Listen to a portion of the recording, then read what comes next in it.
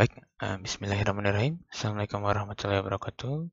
Ya semua, jumpa lagi pada video pembelajaran geologi struktur pada sesi yang sudah ini ya, selanjutnya setelah teman-teman belajar tentang struktur brittle, struktur ductile, maka sekarang kita akan simpulkan dalam kerangka atau skala yang lebih besar lagi, yang nantinya ini keterkaitannya sangat erat dengan peristiwa-peristiwa tektonik yang terjadi di bumi, yaitu terkait dengan rezim kontraksional dan rezim ekstensional. Bagi rekan-rekan yang sudah mengambil mata kuliah tektonofisik, tentunya sudah mengetahui ya secara umum apa yang dimaksud dengan kontraksional dan apa yang dimaksud dengan ekstensional.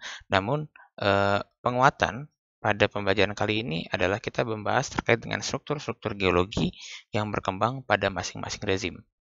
Tentunya, dengan judul seperti ini kita akan membagi materi ke dalam dua bagian, yaitu ada bagian terkait dengan kontraksional rezim, dan bagian yang kedua, kita akan membahas terkait dengan ekstensional rezim. Seperti itu. Baik, kita langsung saja masuk ke kontraksional rezim. Teman-teman bisa perhatikan ya dari layar monitor teman-teman semua bahwasanya kontraksional itu merupakan istilah yang berhubungan dengan strain, begitu ya. Jadi bedakan apa yang dimaksud dengan kompresional dan kontraksional pun juga dengan tensional serta ekstensional. Ketika kita menemukan istilah kontraksional, berarti berhubungan dengan strain yang mengalami pemendekan, gitu ya. Mengalami pemendekan dengan arah yang dengan arah yang saling bertabrakan seperti itu ya. Nah, pada bagian ini kita akan fokus pada kontraksi yang terjadi pada kerak bumi seperti itu ya. Dan tentunya ini menghancurkan ya. Jadi kontraksional itu polanya destruktif. Nah, destruktif erat kaitannya dengan batas antar lempeng seperti subduksi maupun seperti kolisi, di mana di situ akan berkembang rezim-rezim kontraksional. Walaupun mungkin akan disertai juga di beberapa bagian mengalami tensional ya. Dan pada umumnya untuk kontraksional ini diakomodasi oleh sesar naik maupun sesar anjak ya. Pastikan rekan-rekan mengetahui apa perbedaan antara sesar naik dengan sesar anjak. Baik, kita lanjutkan. Nah, ini merupakan ini ya modelnya teman-teman semua. Jadi pada kebanyakan kasus kontraksional ini sebenarnya ditemukan baik model sesar naik maupun sesar anjak. Walaupun sebenarnya nanti kita juga akan menemukan model-model dari sesar geser begitu ya dalam beberapa hal tertentu begitu. Dan juga sesar normal pun sebenarnya ada juga gitu ya pada kondisi-kondisi tertentu. Nah, bagaimana kondisi sesar normal? Nah, bisa teman-teman perhatikan ya dari gambar ini. Seperti ini. Begitu ya. Dalam kondisi tertentu, teman-teman akan bisa menemukan juga model-model dari sesar normal yang mengalami pemendekan. Baik, nah ini teman-teman bisa perhatikan di gambar sebelah kanan. Jadi ini merupakan structural styles-nya dan mekanikalnya teman-teman semua. Jadi ada dilatasi, ada yang mengalami dilasi, dia membentuk cleavage belahan-belahan ataupun dia mengalami pure shear ya. Jadi tanpa pelipatan ataupun ada pelipatan buckling. Nah, kita tahu buckling ini terjadi mesti pada ini ya, pada batuan dengan temperatur dan tekanan yang tinggi begitu ya, dengan nilai kompetensi tertentu. Lalu juga ada mengalami imbrikasi seperti itu. Nah, kurang lebih seperti ini rekan-rekan, jadi didorong, bagian yang dilasi dia mengalami belahan-belahan begitu, mengalami retakan-retakan yang membentuk cleavage begitu. Dan sedangkan bagian ini dia mengalami pemendekan ya, dan arah penebalannya ke arah vertikal begitu. Dan ini mengalami perlipatan dan imbrikasi itu seperti sar-sar yang ini ya berurut, yang nantinya kita bisa lihat prosesnya. Nah, ini dia. Nah, semakin ditekan maka ini ya.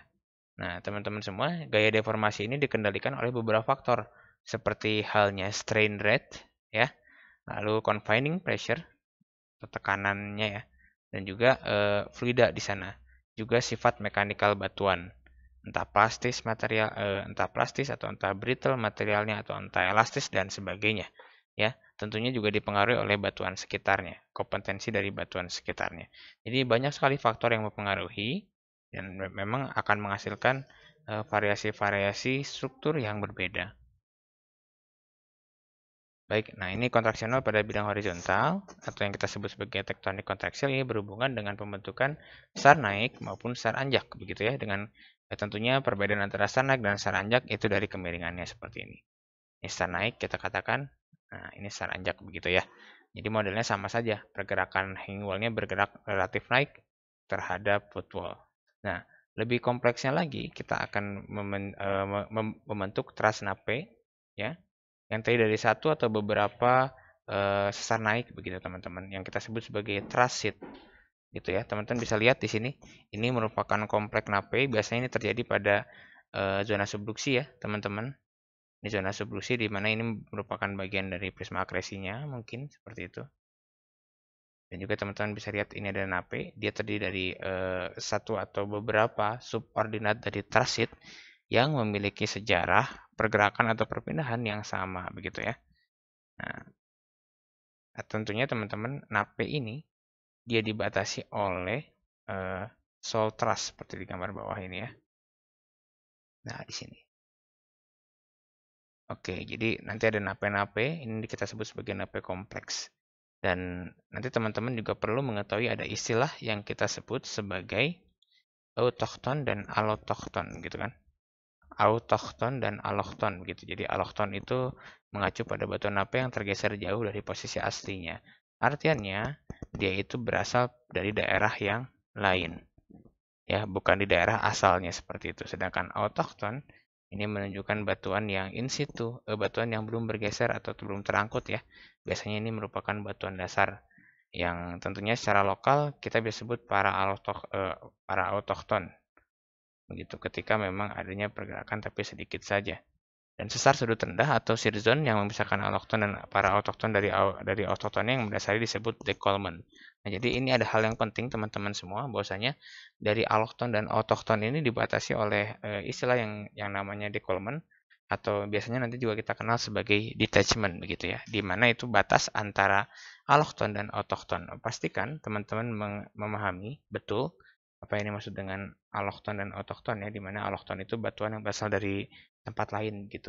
Sedangkan autochton itu batuan yang berasal di situ gitu ya. Jadi dia orang lokal lah gitu ya. Sedangkan allochton itu orang asing bisa dikatakan seperti itu.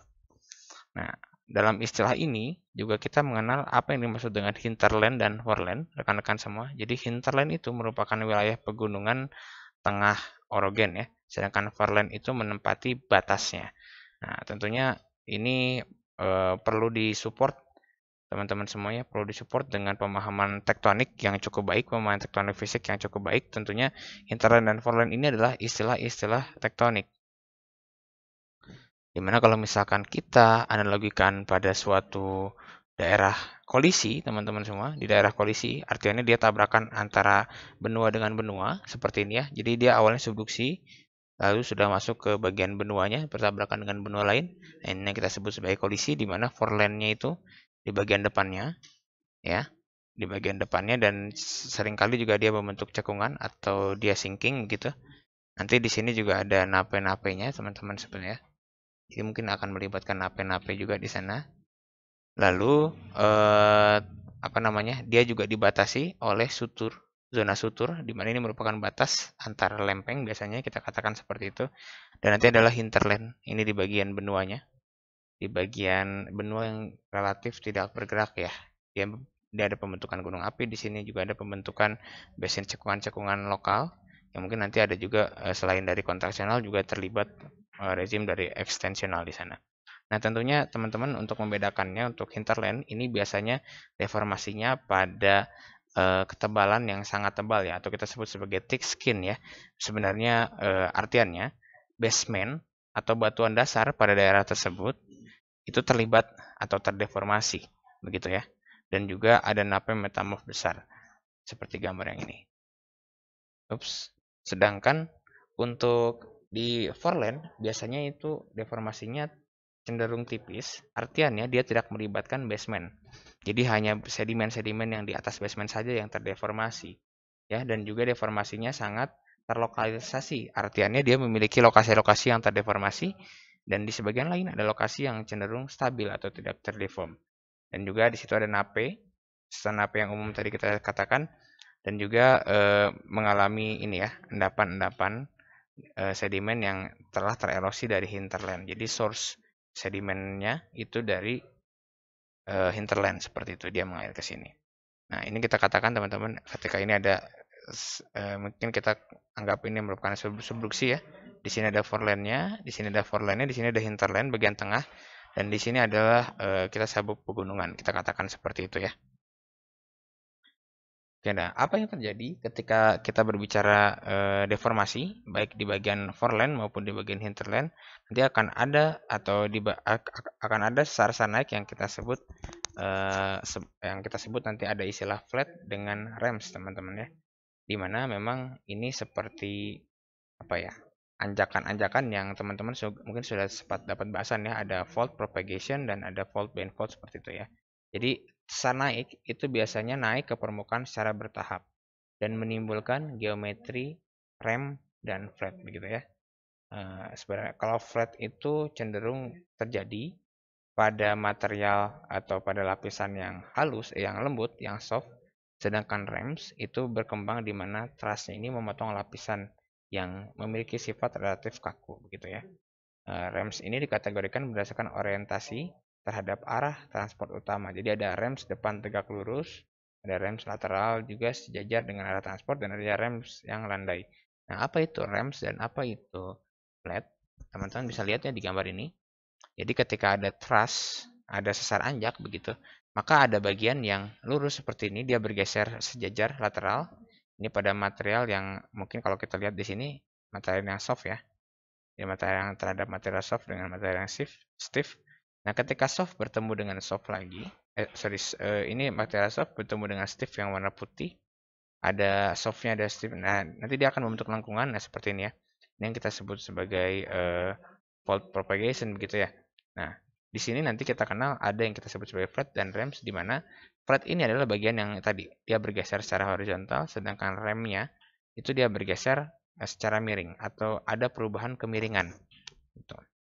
Singkat cerita, kalau kita berbicara front rem, berarti dia searah dengan arah sar nanjaknya naiknya ya. Sedangkan lateral itu berarti dia bergeser. Ini seolah-olah seperti transfer fault seperti itu ya teman-teman ya. Dan ketika dia tidak sesuai dengan arahnya, tetapi dia juga memiliki kemiringan, ini yang kita sebut sebagai oblique rem gitu. Nah ini dia, gitu. Oke, dan tentunya rems itu merupakan karakteristik dari duplex dan imbrication zone begitu ya teman-teman ya. Di mana mereka itu membentuk sesar naik atau sesar anjak begitu, sesar naik lah ya. Bisa katakan yang relatif curam dan bercabang dari lantainya atau dari atap sesar anjaknya ya, bagian bawah ataupun bagian atas dari sesar naiknya. Dan ini modelnya dari model duplex struktur begitu ya. Nah, seperti ini rekan-rekan. Nah, jadi teman-teman juga perlu ya mengetahui bahwasanya ada yang kita sebut sebagai floor and roof. Jadi floor fault begitu ya. Lantai, kalau kita bahasakan itu lantai, berarti itu bagian bawah dari sesar. Sesar dalam hal ini mungkin sesar implikasi ya.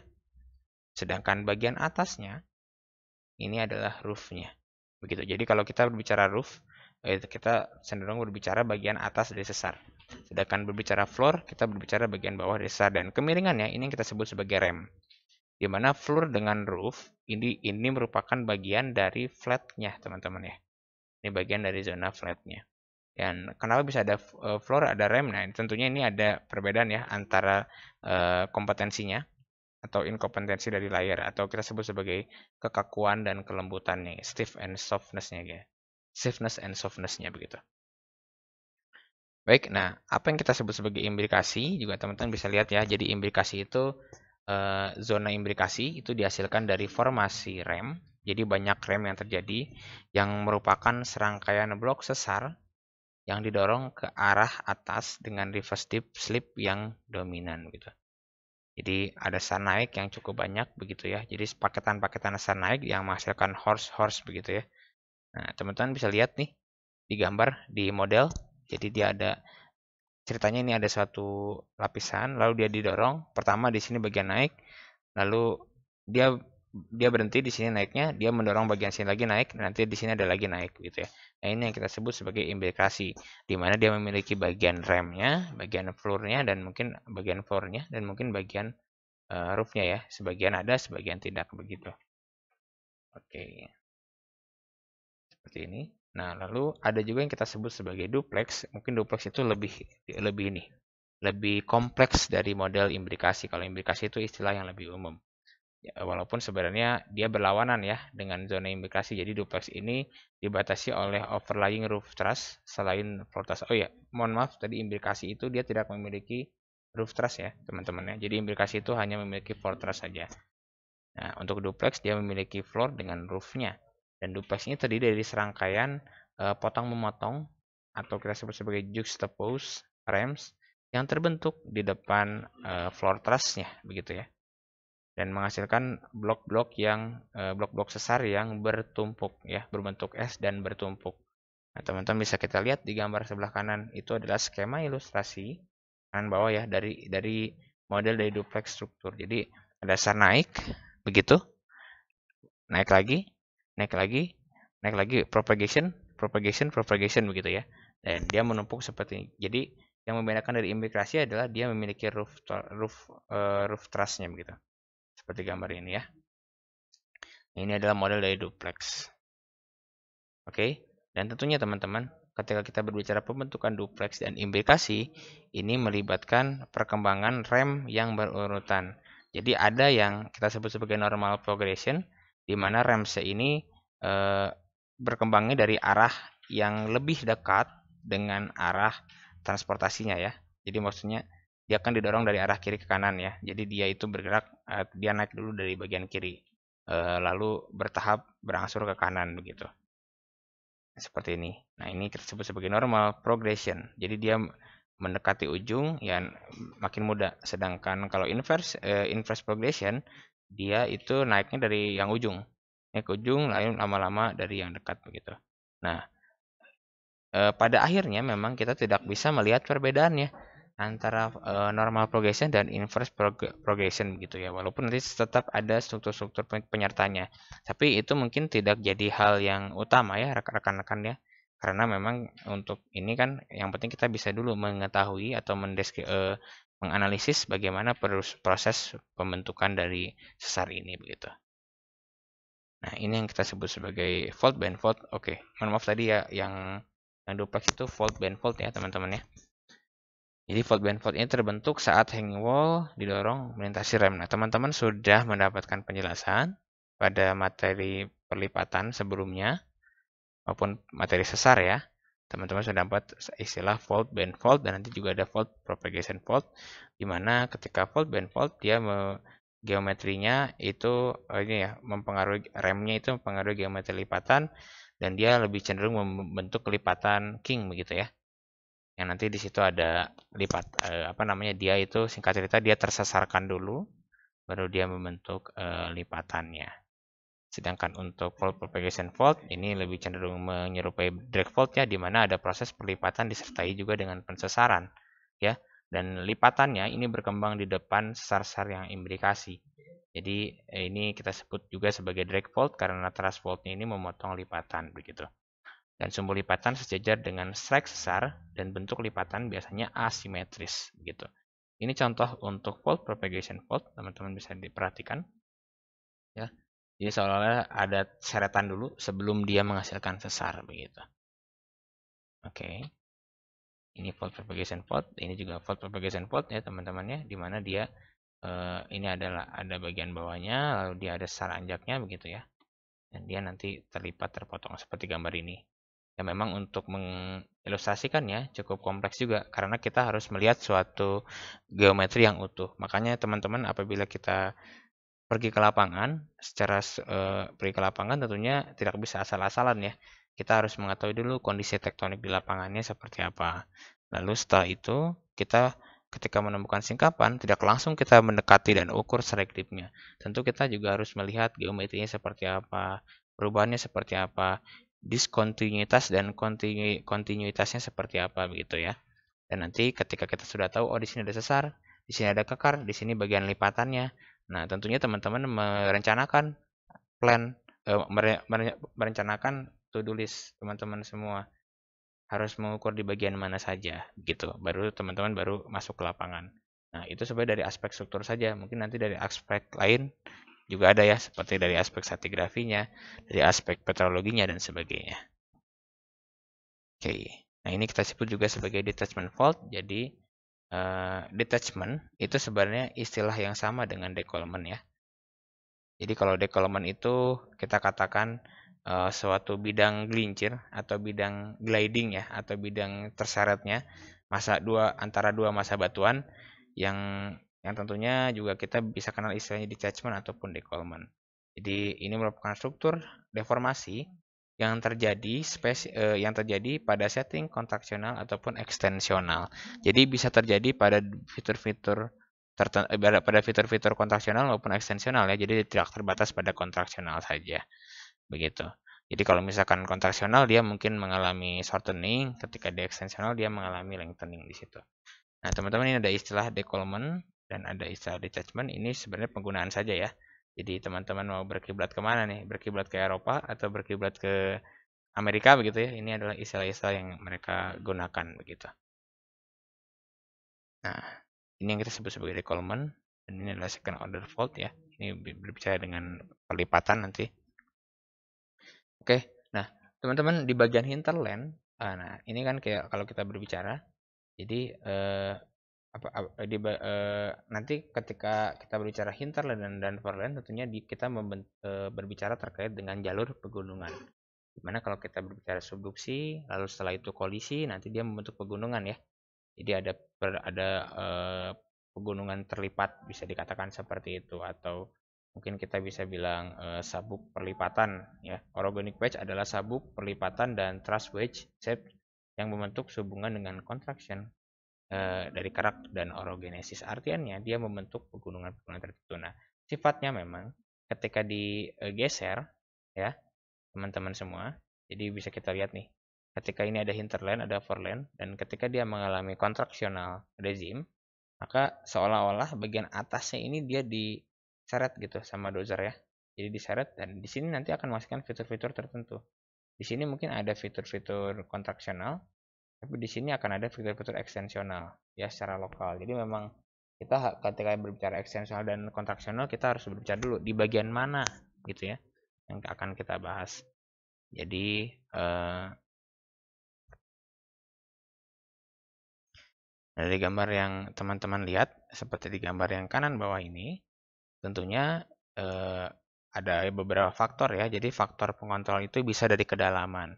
Ketika kedalamannya dangkal, di mana deformasinya tentunya rapuh, nanti bentuk orogenic wedge-nya ini bisa dipengaruhi oleh gesekan dari decollement seperti ini ya, atau dari floor fault-nya, dan juga kekuatan gesernya, seberapa besar dozernya itu, dan juga erosinya seperti ini. Dan tentunya dari faktor-faktor itu bergabung, dia membentuk wedge atau membentuk irisan-irisan yang ada di hinterland mau menuju forelandnya seperti itu. Nah, ini juga teman-teman semua, jadi perubahan-perubahan tadi juga terkait dengan friksi yang terjadi pada batuan ya. Nah, ini kita bicara friksi berarti kita berbicara terkait dengan fundamental teori dari geologi struktur. Jadi nanti ketika kita berbicara friksi yang tinggi, jadi ada high internal shear strength. Jadi ada kekuatan batuan yang sangat besar. Jadi kalau friksi berarti kekuatan batuannya, kekuatan geser batuannya itu juga kecil begitu ya ketika low friksi. Nah, tentunya perbedaan friksi besar dan kecilnya ini akan mempengaruhi damage-nya begitu pada batuan. Nah, ini juga yang menyebabkan gempa itu besar atau kecilnya selain dari tenaga yang menyebabkan juga dari pengaruh kekuatan batuannya tadi ya. Kekuatan batuannya lembek-lembek aja ya mungkin friksinya juga akan kecil. Gitu. Nah, perlipatan pembentukan duplex dan implikasi di dalam wedge menghasilkan kontraksi lateral dan peningkatan ketebalan. Nah, seperti ini teman-teman. Ini yang kita sebut sebagai asperities ada. Nah, ini saya geser dulu dozernya ya. Nah, teman-teman bisa perhatikan ya perbedaan antara yang low friksi dengan yang high friksi ketika dia digeser seperti ini. Maka yang low friksi itu mungkin tidak akan terlalu berubah dan mungkin akan menghasilkan datar-datar saja. Ketika untuk yang high friksi dia mungkin akan melengkung seperti ini. Begitu. Yang tentunya dia berhubungan juga dengan decollement-nya. Teman-teman bisa lihat di bagian friksi sebelah kiri. Nah, ini ya, dia akan masukkan asperities di mana di situ seperti ini ya, resistansi suatu gaya. Jadi misalkan ketika benda itu diberikan gaya, dia otomatis tidak akan patah dulu kan, dia akan mencapai sifat elastisnya. atau sifat pasifnya di mana nanti ketika sudah melewati batas itu dia akan fail atau dia akan patah gitu ya. Dan nanti itu perbedaan-perbedaan itu yang nanti kita sebut sebagai asperities. Ini ya. Oke, kita lanjutkan. Nah, ini seperti yang sudah ditunjukkan di beberapa pertemuan lalu. Jadi ini adalah salah satu gambaran dari trust fault yang tentunya ini sudah masuk ke zona kontaksional ya, umumnya seperti itu. Ini juga gambaran trust fault. Nah, teman-teman sebagai ini ya, GNG begitu ya. Nanti di perusahaan teman-teman harus bisa menginterpretasi ini bagian apa, apakah ini kubagaram atau ini sesar anjak atau ini sebenarnya sesar side slip ya, yang power structure positif begitu kan. Nah, teman-teman ini perlu juga menginterpretasi seperti ini. Nah, singkat cerita, ketika kita melihat gambaran seperti ini, tentunya mungkin kita bisa interpretasi di sini adalah bagian decollementnya Pak, dan di sini ada bagian implikasinya di situ. Seperti itu ya. Nah, ada juga yang kita sebut sebagai tectonic underplating. Jadi ada wedge akresi ya, atau irisan akresi yang berhubungan dengan pembentukan struktur kontaksional rezim seperti lipatan, duplik, dan implikasi. Pada tingkat kerak dangkal di bagian depan, basement tetap tidak terbentuk namun di hinterland sabuk orogenik besar, nape dapat terlepas dari basement dan menyatu dengan wedge. Artiannya tectonic underplating ini merupakan ini ya, nape yang tumbuh secara lokal saja, seperti gambar ini, di mana dia mengalami pergeseran karena tadi. Nah, terkikis sebagian, tapi tidak jauh, tapi dia terdeform. Dia sudah pindah dari lokasinya walaupun tidak terlalu ini ya. Ini yang kita sebut sebagai tectonic underplating. Nah, ada hal yang seperti ini, maka konsekuensinya adalah dia akan merusak bagian atasnya. Nanti di sini mungkin akan ada collapse dan menghasilkan sar-sar normal seperti ini. Begitu. Dan dimana nanti kita juga bisa ini ya, nanti berhubungan dengan struktur-struktur lainnya atau struktur-struktur deformasi secara lokal. Oke. Baik, nah lalu yang selanjutnya teman-teman, selain pembentuk thrust fault ini juga bisa hadir, kontaksional ini bisa ditunjukkan dari fitur yang kita sebut sebagai inversi.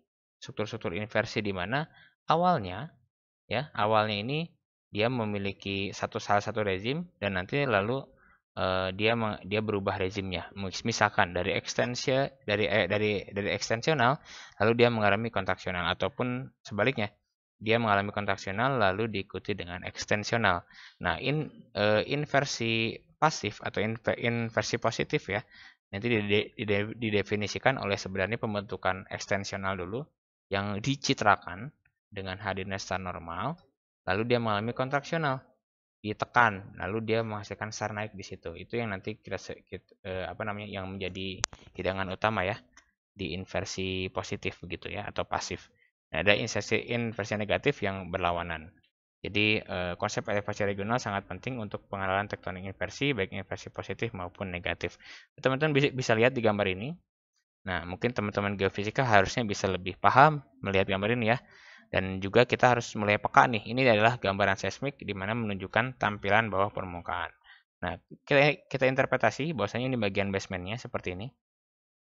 Dan ada bagian yang atasnya di sini dan di sini, di sini. Nah, singkat cerita kita interpretasi seperti ini. Maka saya akan bertanya ke rekan-rekan semua. Ini sebenarnya sesar normal atau sesar naik ya? Nah, itu dia.